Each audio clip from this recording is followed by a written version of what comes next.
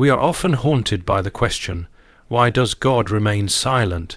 It is not the scoffer alone who asks this, but the weary saint, the grieving mother, the desperate seeker. We pray, we plead, and yet the heavens appear mute, as though every word we send upward falls into a vast and unanswering void.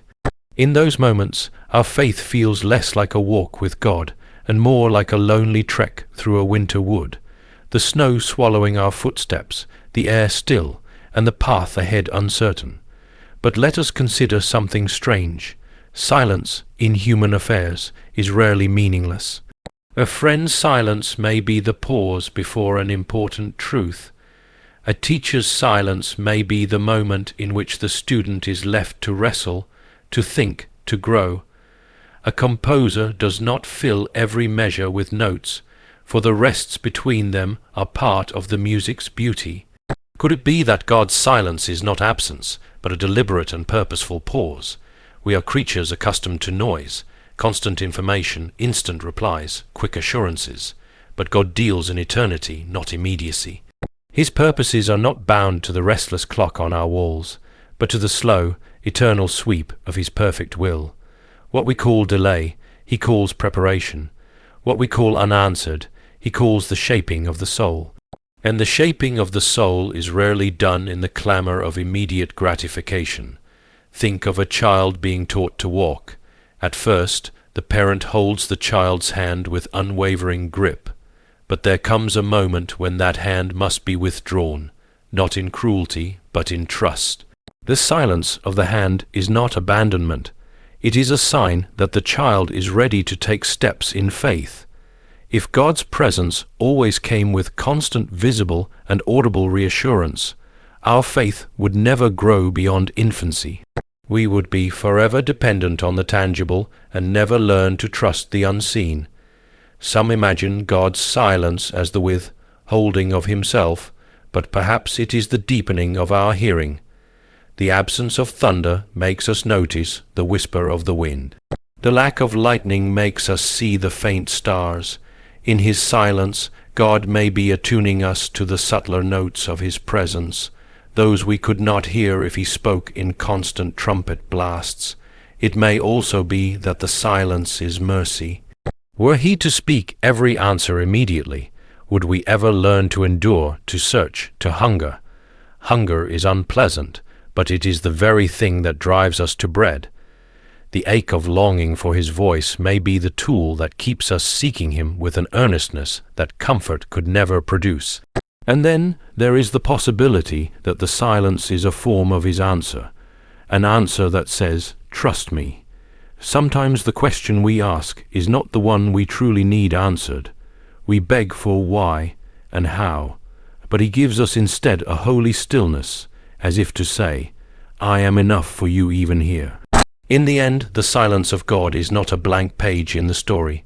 It is a chapter we do not yet fully understand. One day, perhaps, we will see that the quiet seasons were the very places where the deepest work was being done.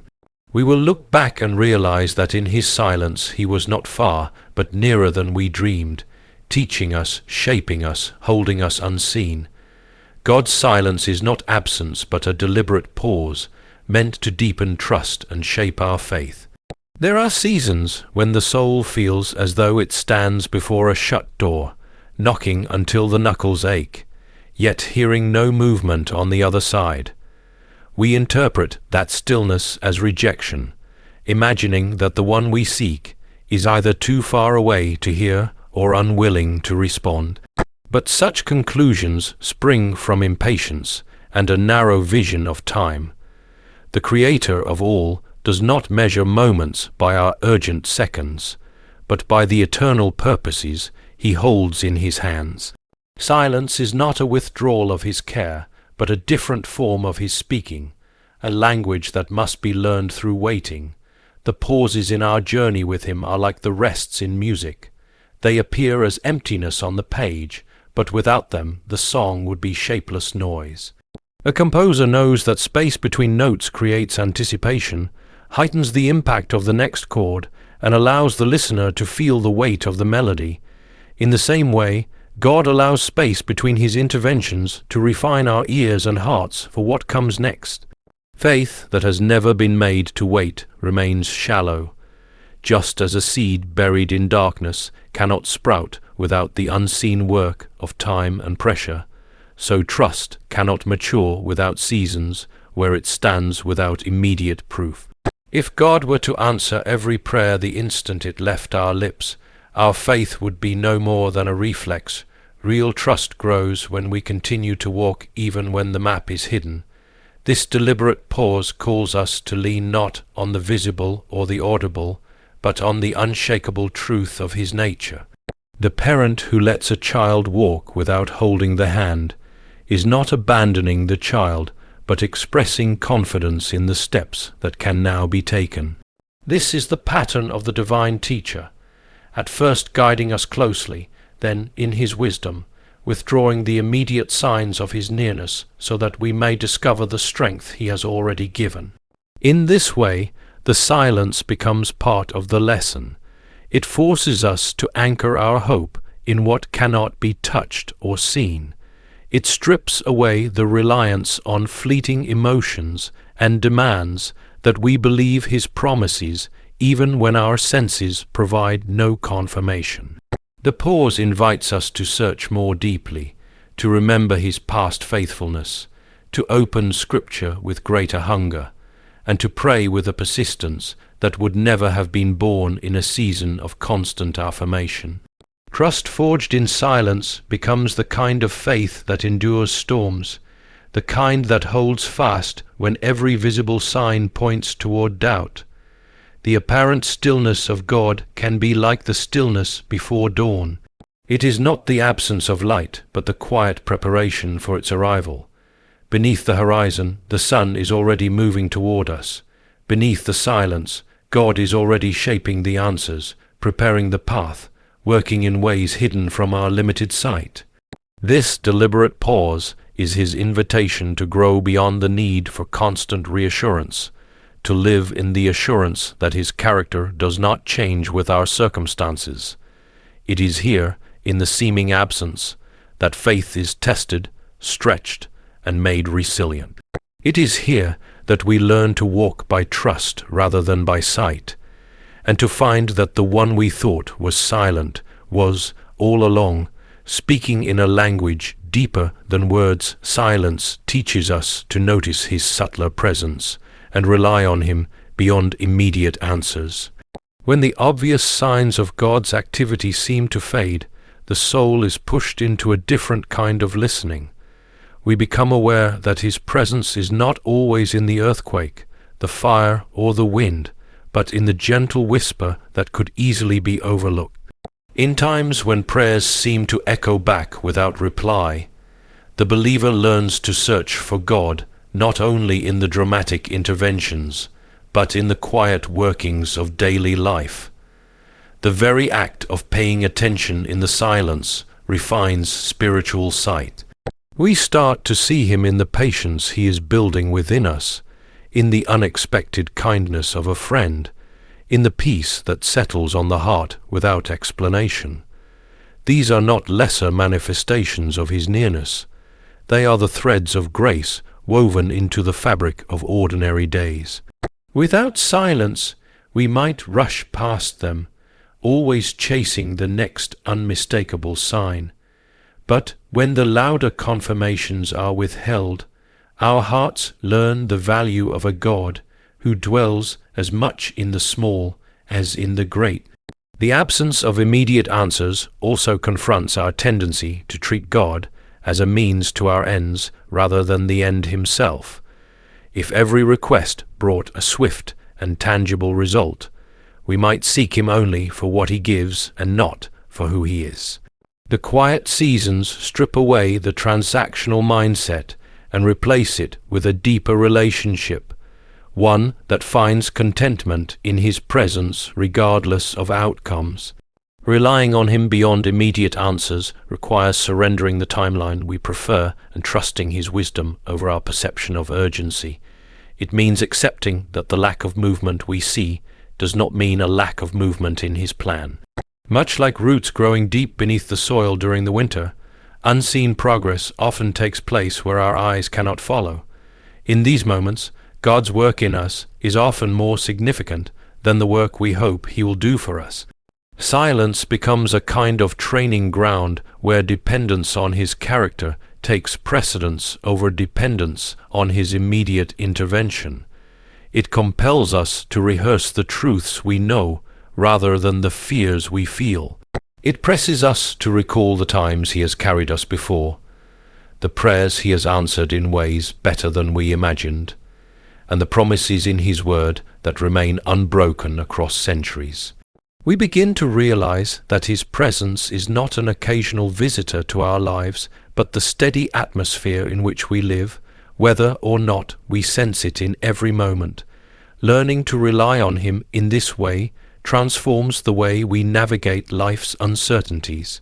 We no longer measure His faithfulness by how quickly He resolves our crises, but by the unchanging nature of who He is. The silence teaches that His presence is not a fleeting warmth that comes and goes, but a constant reality that undergirds every breath we take.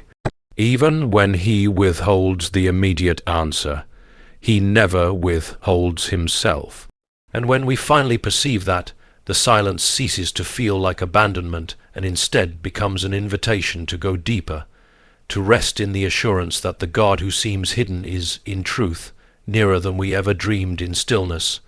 God often does His deepest work, preparing us for what we cannot yet see.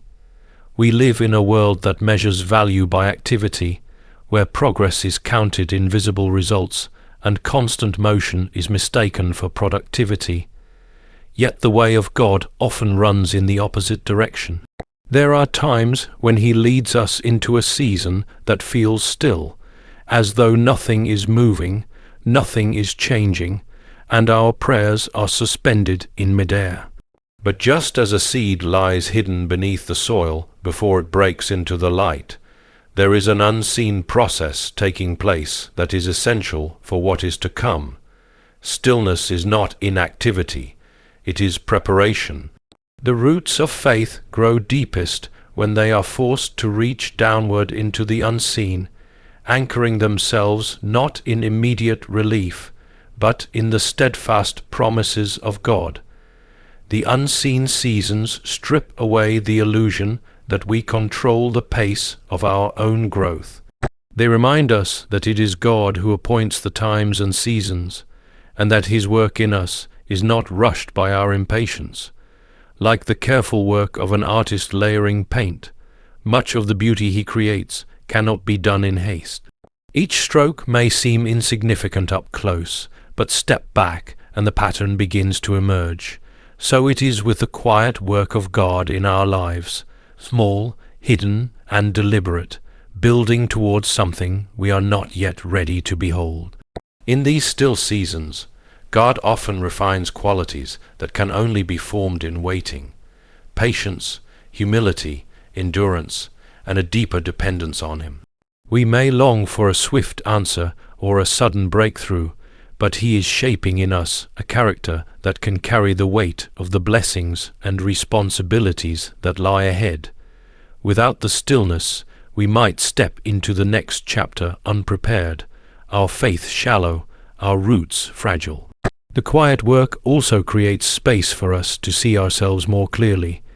In the absence of constant distractions and divine fireworks, we are confronted with what truly resides in our heart: our fears, our doubts, our hidden idols, and our deepest desires.